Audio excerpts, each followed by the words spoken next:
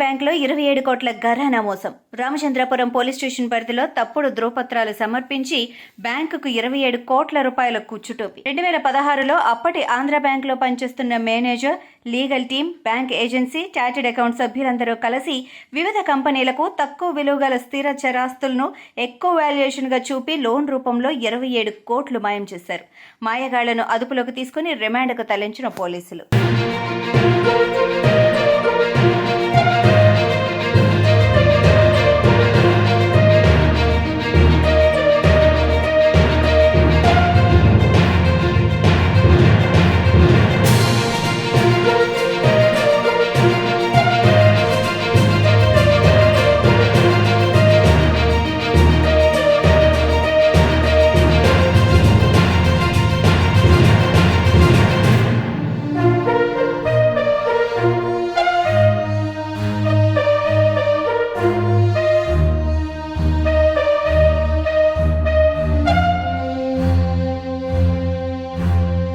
ఈరోజు RC Puram police station పరిధిలో గతంలో 2016లో ఆంధ్ర బ్యాంక్ లోన్కు సంబంధించిన అవకతవకలకు సంబంధించి 2021లో ఒక కేసు నమోదైంది. దానికి సంబంధించి ఈరోజు 12 మందిని అరెస్ట్ చేసి సంగారెడ్డి కోర్టులో హాజరుపరచడం జరుగుతుంది.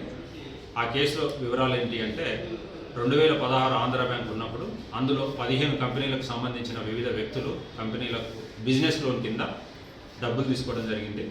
ఆ లోన్లు 2 సంవత్సరాలు వాళ్ళు సజావుగానే పేమెంట్ చేశారు.